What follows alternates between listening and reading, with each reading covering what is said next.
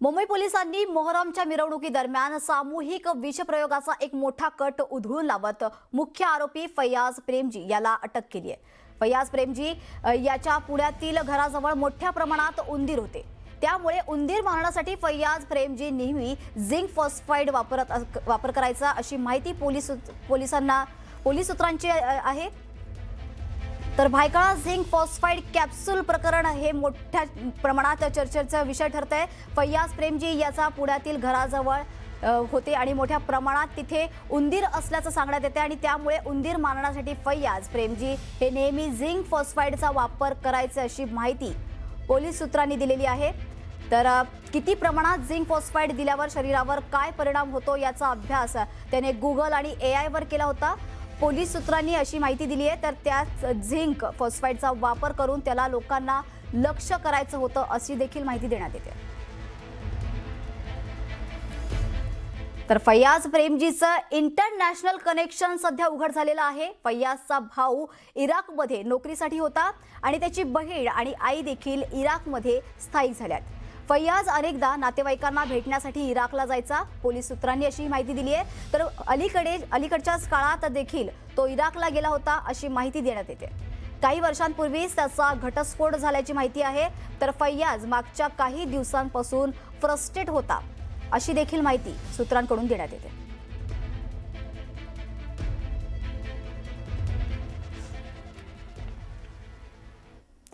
दरम्यान मोहरमच्या मिरवणुकीदरम्यान विषारी झिंक फॉस्फाईडची गोळी खाल्लेल्या सलमान सय्यद आणि अली अब्बास सय्यद यांनी धक्कादायक माहिती दिली आहे। त्यांनी सांगितलं की एका महिलेने ही विटॅमिनची गोळी आहे असं सांगून त्यांना ती दिली होती। सलमान यांच्या म्हणण्यानुसार त्या महिलेने हीच गोळी स्वतःच्या मुलांनाही दिली होती। गोळी खाल्ल्यानंतर दोघांची प्रकृती गंभीर बिघडली असून सलमान अद्याप पूर्णपणे बरे झालेले नाही। या प्रकरणात किती लहान मुलांनी या गोळीचं सेवन केलं आहे याचा पोलीस तपास करतात। लहान मुलांनी ही गोळी खाल्ल्यास धोकादायक ठरू शकतं अशी ही माहिती आहे।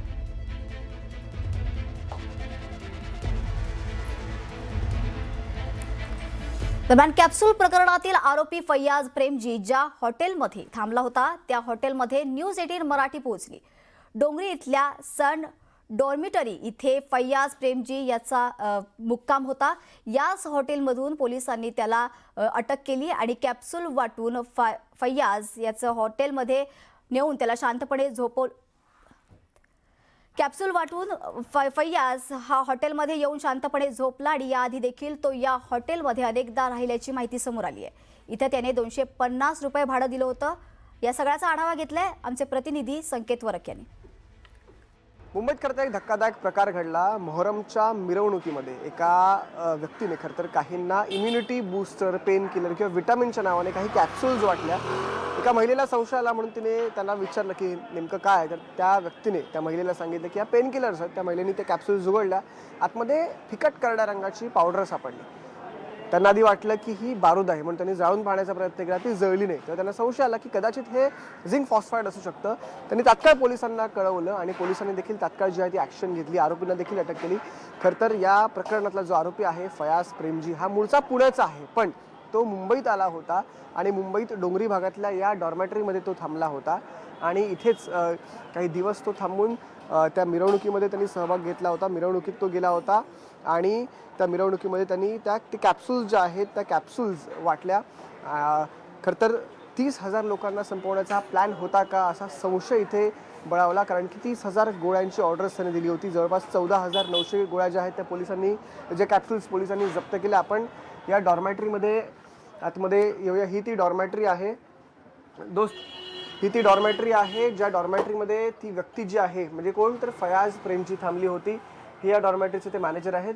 फैयाज प्रेमजी यहाँ पर रुके थे? जी सर। कभी आए थे वो? 26 तारीख को आए थे, लगभग रात को 9 बजे 10 बजे। और कुछ सस्पिशियस लगा था उनके बारे में? नहीं, ऐसा तो कुछ लगा नहीं था। नॉर्मली आए थे, 2-3 बैग था उनके साथ में। वो पहले भी आ चुके हैं, 4-5 मरतबा आए हुए हैं। कितनी बार आए? 4-5 मरतबा आ चुके हैं पहले। हाँ। पिछले साल में। पिछले साल मैं नहीं था उस टाइम, कोई और मैनेजर था, तो वो गाँव गया हुआ है, इसीलिए अभी फ़िलहाल मैं हूँ। अभी आया हूँ मैं, मेरे को 10-15 दिन हो रहे हैं। बराबर। तो अभी जो आए वो कौन सा दिन कौन सा था? ये फ्राइडे था, 26 तारीख को। तो मुहर्रम के दिन? जी फ्राइडे बोले तो इसमें मालूम पड़ेगा ना। हाँ। फ्राइडे 26 तारीख को मुहर्रम का दिन ही होता है जी। कुछ कहा उसने आपसे? नहीं, मेरे से तो कुछ नहीं कहा, बस आके डायरेक्ट पूछा वो पहले वाले लोग कहाँ है, मैनेजर जो पहले पुराना था। मैं बोला वो सब गए हैं गाँव। बोला मेरे को बेड चाहिए, मैं पुराना हूँ, पहले भी आ चुका हूँ। तो मैंने बोला आईडी है आपके पास? बोला हाँ है। तो आधार कार्ड लिया उनसे, एड्रेस चेक किया तो बराबर लगा। बराबर। इसके बाद उनसे साइन वाइन लिया हूँ, तो उन्होंने बोला मुझे ऊपर की बेड चाहिए, तो उनको ऊपर का बेड दे दिया हूँ, 3 नंबर बेड दिया हूँ। वहीं पर रहा था, 10 बजे आए थे रात में, रात से वहीं पर थे। इनका संपूर्ण प्रकरणात पुढे काय काय होतं, कोण कोण सामील आहे, अजून लोक आहेत काय प्रकरणात सामील, हे देखील पाहणं महत्त्वाचं ठरणार आहे. त्याच्यामुळे पोलीस तपासाची सगळेच वाट बघतात, पोलीस तपास करतायत. या प्रकरणात पुढे काय आहे हे पाहणं महत्त्वाचं आहे. जर्नलिस्ट उमेश यांच्यासह मी संकेत वरक, न्यूज 18 मराठी, मुंबई.